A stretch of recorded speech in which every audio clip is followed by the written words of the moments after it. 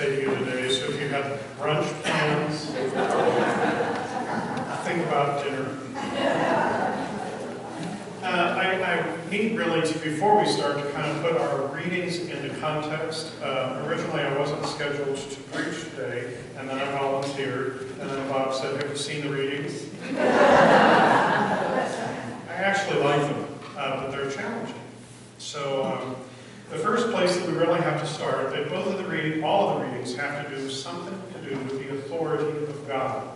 And we've been battling this, or dealing with this concept, really since Pentecost. Pentecost is the feast that kind of establishes God's presence among us as a people. And that Spirit of God is given to all people. So we're talking about the authority of God. Jezebel is the queen of Israel, the northern kingdom. And her husband, Ahab, is the king. He's a weak king. And she's a psychopath. So I don't know how else to say it. I mean, that's kind of a bold thing to say. But what makes her a psychopath is that she is so convinced that she needs to regard her position and her status and her privilege in society that she is willing to do anything to preserve that, including killing people.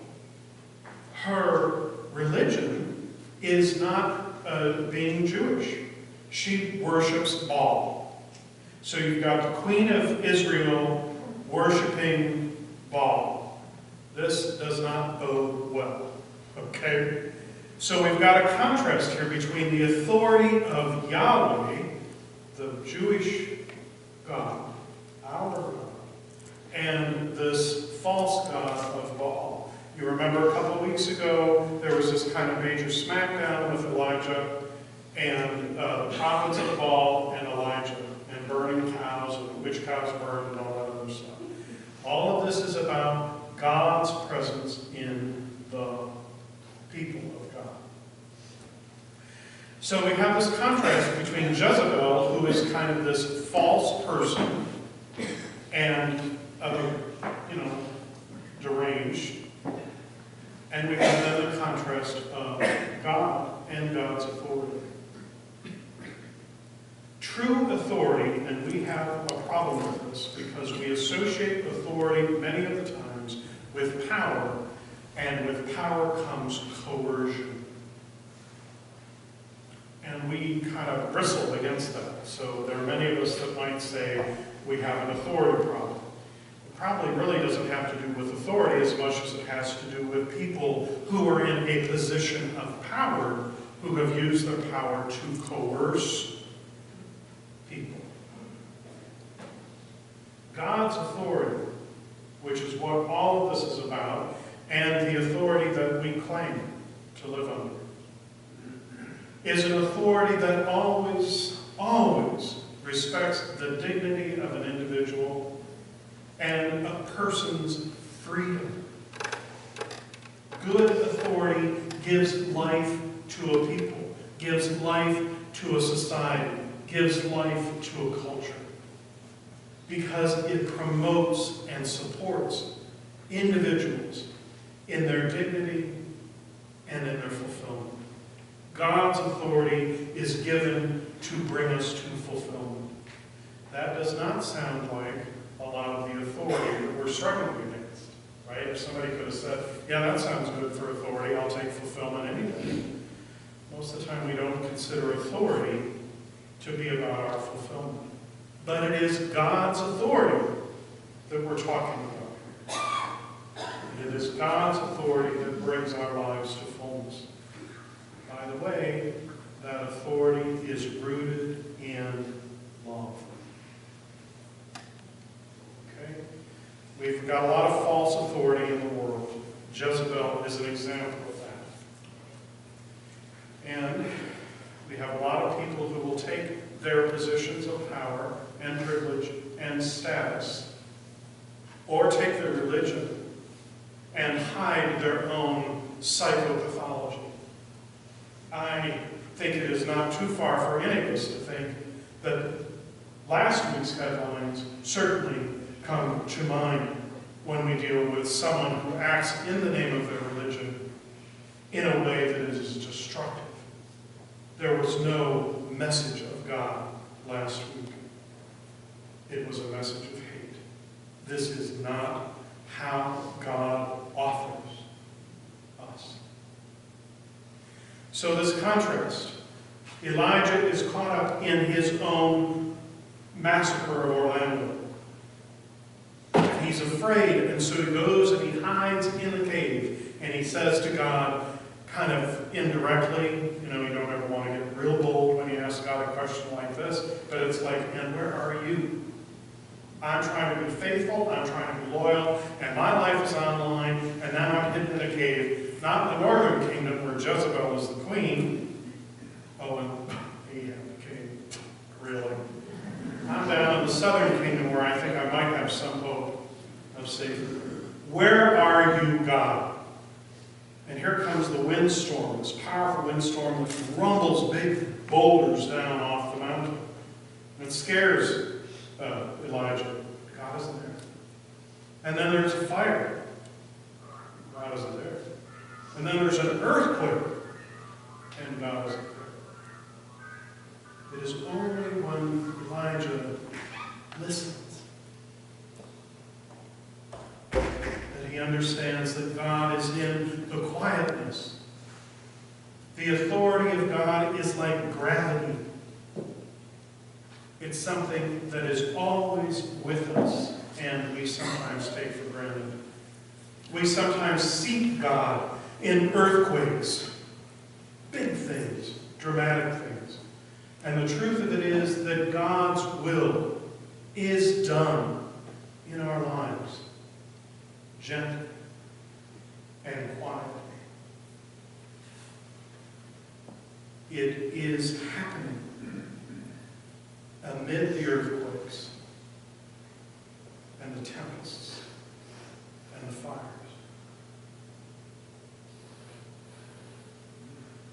Jesus in the gospel has the same situation going on.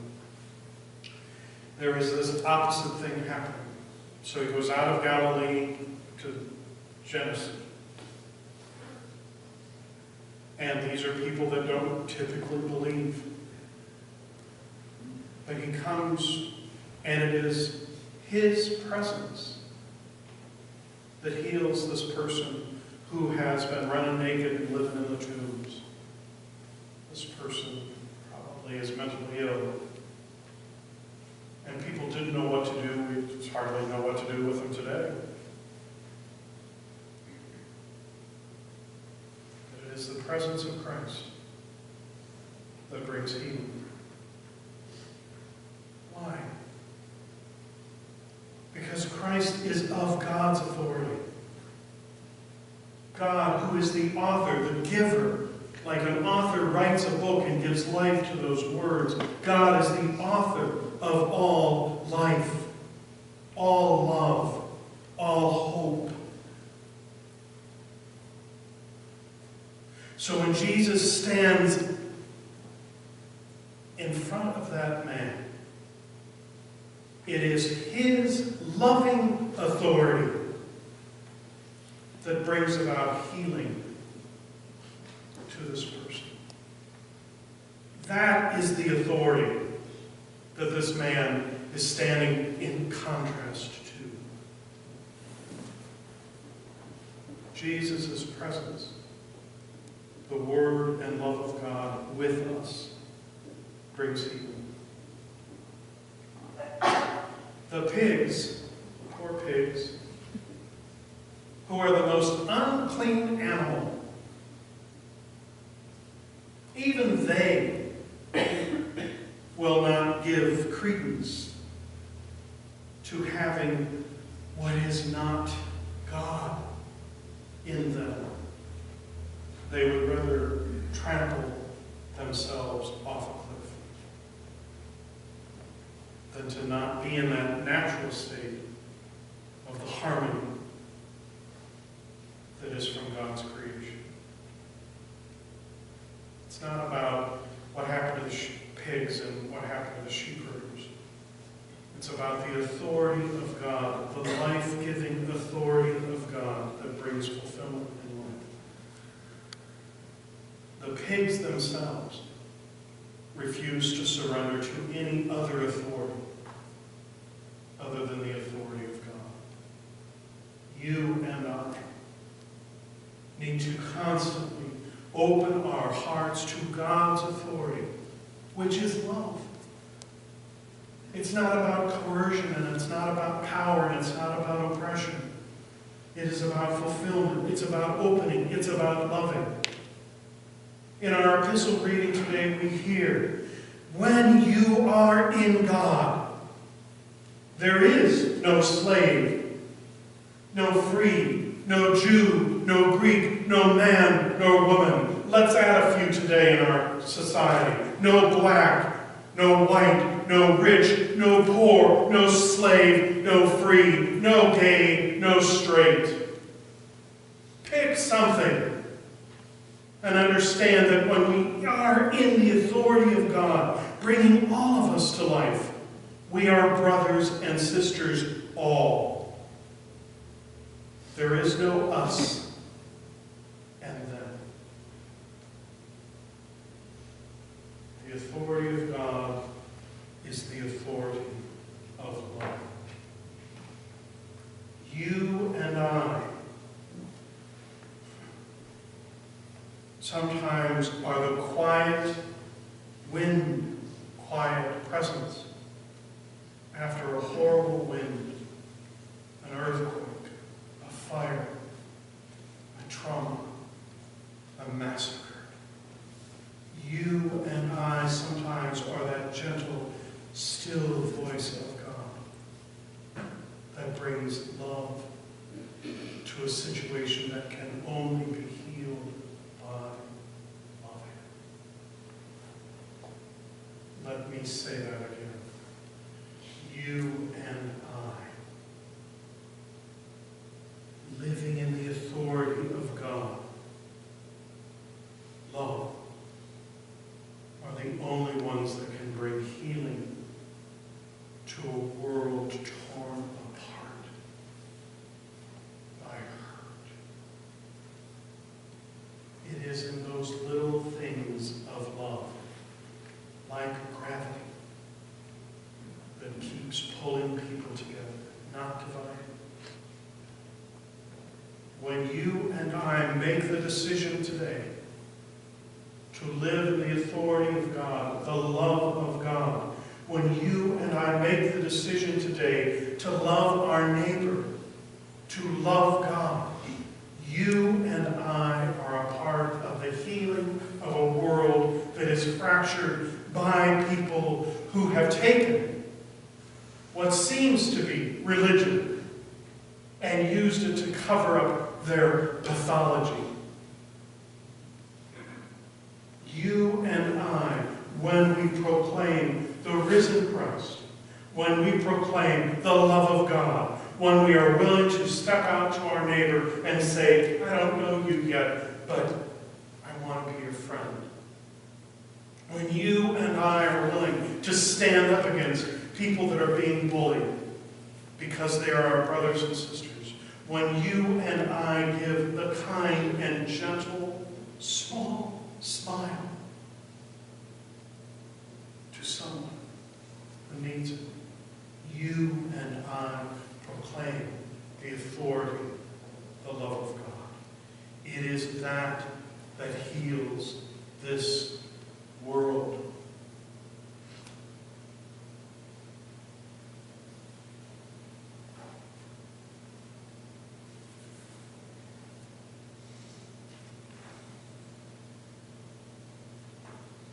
Our psalmist says, put your trust in God, for I will give thanks to him who is the help of my countenance and my God. We live in God's authority. The truth of that authority sets us free, sets us out to be fulfilled. And it only happens as we love one another and love God. Today, we are called to be witnesses and instruments of that love. This is what it means to have and know the authority of God in our lives.